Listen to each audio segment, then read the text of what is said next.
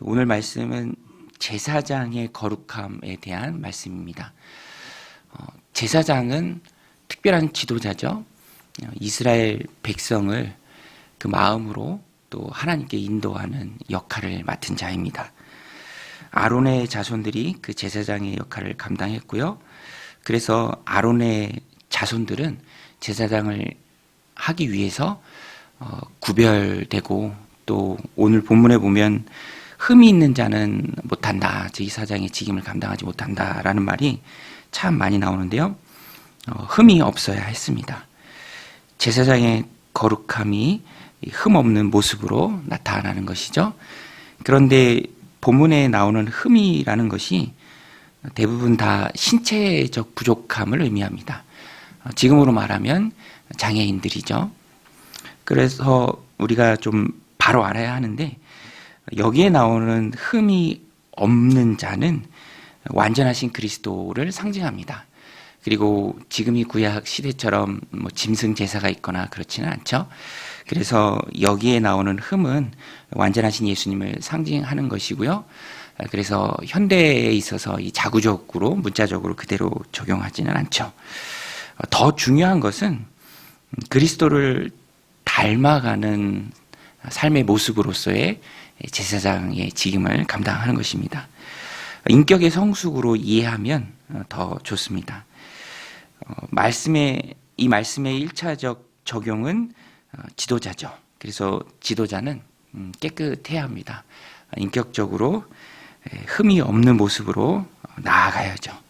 왜냐하면 지도자는, 또 오늘 본문이 말하는 그 제사장은 하나님의 이스라엘 백성을 향한 축복의 통로가 됩니다. 은혜의 통로의 역할을 제사장이 감당하죠.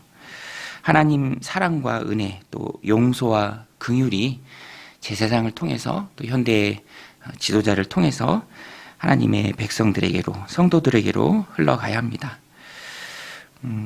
그런데 이 말씀을 1차적으로 제사장 또 지도자들에게만 적용하기에는 아쉽죠. 왜냐하면 오늘 우리 모두가 다 베드로가 말씀하는 것처럼, 베드로전서 2장 9절 말씀처럼 다 왕 같은 제사장들입니다. 여러분, 여러분들이 다 제사장인 줄로 믿습니다. 영적인 제사장이죠. 하나님의 은혜, 하나님의 사랑, 하나님의 긍휼, 그 하나님의 영광, 제사장 된 우리가 흘려보내야 합니다. 그래서 흠이 없어야 하고요, 예수님 닮은 모습이 있어야 합니다. 그것이 없다면 흘러가기가 요원하죠. 막힙니다. 흘러가지 않아요. 그래서 우리는 이 말씀을 통해서 우리의 삶 가운데 베드로전서 2장 9절 말씀처럼, 그러나 너희는 택하신 족속이요 왕같은 제사장이요 거룩한 나라요 그의 소유된 백성이니 이는 너희를 어두운 데서 불러내어 그의 기이한 빛에 들어가게 하신 이의 아름다운 덕을 선포하게 하려 하심이라. 하나님의 아름다운 덕이 나를 통해서 선포가 됩니다. 드러나고요, 하나님의 영광을 받아요.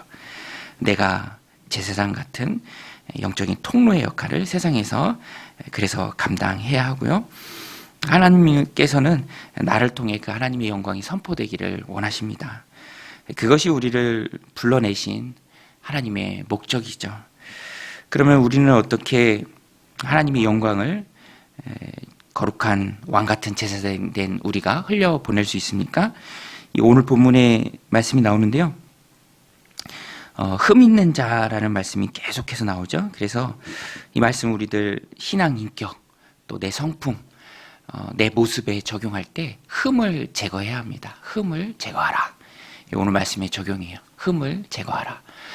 인격적인 흠이 누구나 다 여러 가지 모양으로 있을 수 있겠죠. 그래서 우리는 은혜의 통로요, 또 왕같은 제사장으로서 내가 이것 때문에 하나님이 드러나지 못하는 것이 있는가, 인격적인 흠을 성령님 깨닫게 해주신다면 우리가 그것을 제거해야 합니다. 인격의 흠, 생각의 흠, 행동의 흠이 있다면 그것을 제거해야죠. 오늘 말씀 17절에도 보면 아론에게 말하여 이르라, 누구든지 너의 자손 중 대대로 육체의 흠이 있는 자는 그 하나님의 음식을 드리려고 가까이 오지 못할 것이니라. 본문에는 육체의 흠으로 나왔지만 오늘 신약의 시대 우리에게 예수님 닮은 성품으로서 나아가기에 부족한 어떤 흠, 그것을 제거해야 합니다. 바울도요, 열정적으로 복음을 전했지만 늘 평생 싸워야 했던 게 자신의 혈기였습니다. 성경을 보면 꼼꼼히 보면 나와요. 어느 때는 막 혈기가 나오기도 해요. 특별히 마가를 데려가는 문제로 1차 전도여행 때 타우루스 산맥, 터키에 있는 그 산맥 보고 겁에 질려서 중간에 돌아가죠. 그것 때문에 정말 이 선교의 동역자인 바나바와 우리식으로 얘기하면 정말 대판 싸웁니다. 대판 싸우고 헤어지죠.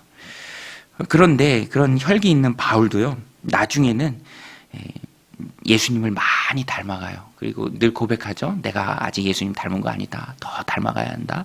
그 부름의 상을 쫓아가려고 노력한다. 그게 뭐 세상에서 얻는 복이 아니라 예수님 닮아가려는 바울의 몸부림이고 모습입니다.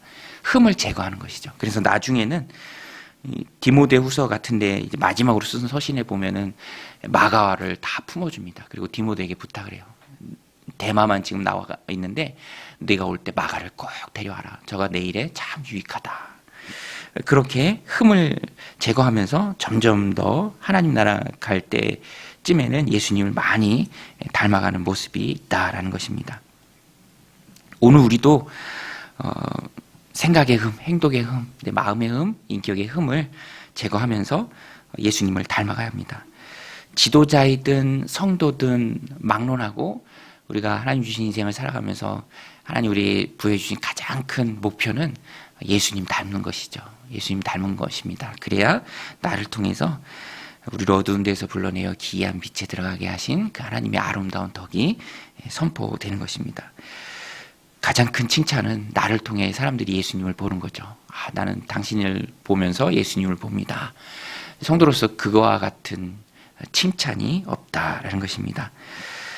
교회가 그리스도의 몸입니다. 교회는 성도의 모임이죠.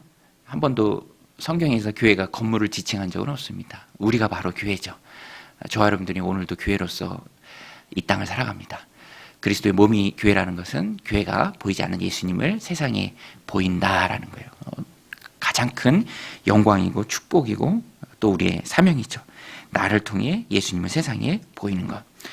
오늘도 이 말씀 마음에 새기고 내 안에 있는 모난 모습들 또 생각의 흠들 다 제거하면서 영광의 통로로 귀하게 쓰임받는 믿음의 종들이 다 되시길 바랍니다.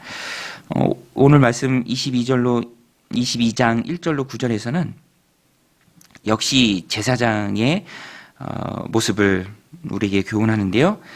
성물을 먹을 수 없는 제사장의 부정을 말합니다. 제사자들이 드린 그 제사가 번제를 제외하고는 모든 제물을 제사장들이 먹을 수 있죠. 그런데 먹을 수 없는 거룩한 그 음식을 대할 수 없는 제사장의 부정에 대해서 말합니다. 그런데 성물을 먹을 수 없는 그 제사장의 부정의 핵심은 뭘 먹는가요? 제사장이 뭘 먹는가?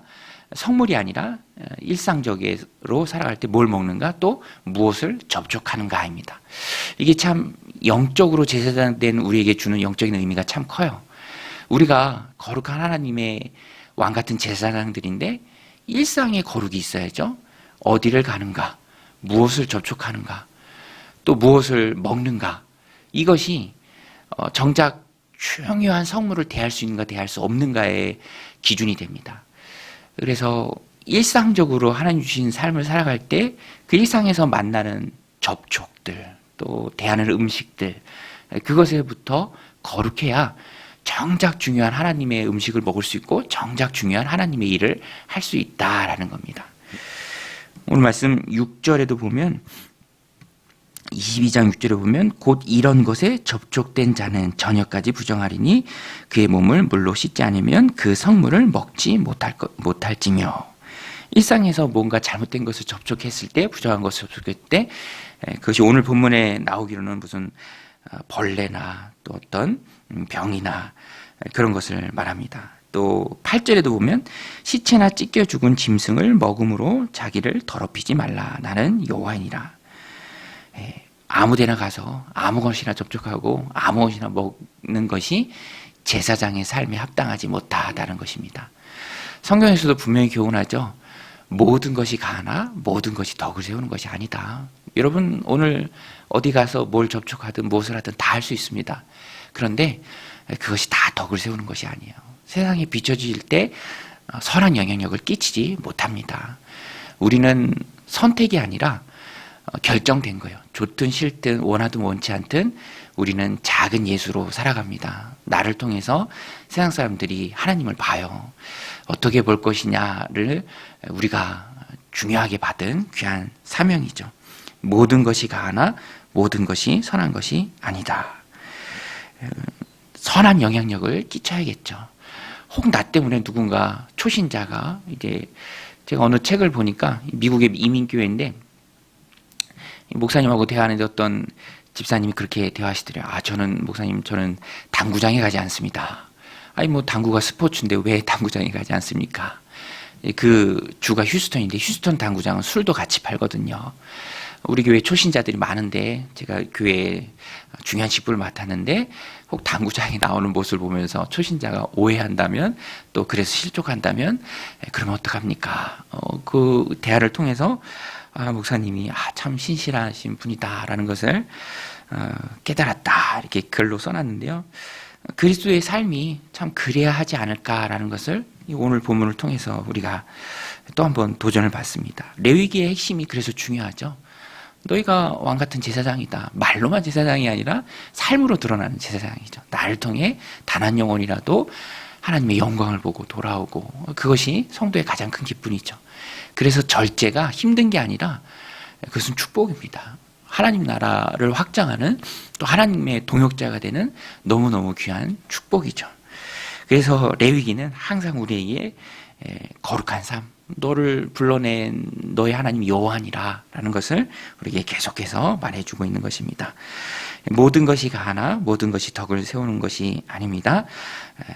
우리는 거룩한 하나님의 왕같은 제사장으로서 선한 영향력을 끼치는 그런 사람들이 되어야 합니다. 오늘도 이 말씀 마음에 새기고 하나님 주신 삶 가운데 거룩한 삶으로 왕같은 제사장으로 선한 영향력을 끼치고 교회를 세워가는 또 하나님의 덕을 세상에 드러내는 믿음의 백성들 다 되시기를 주님의 이름으로 간절히 축원드립니다. 같이 말씀 붙들고 함께 기도할 때 하나님 오늘도 거룩한 왕같은 제사장의 삶 살게 하옵소서. 나를 어두운 데서 불러나여 기이한 빛에 들어가게 하신 그 하나님의 덕을 세상에 선포하는 통로가 되게 하여 주옵소서. 우리 함께 기도하며 나아가겠습니다.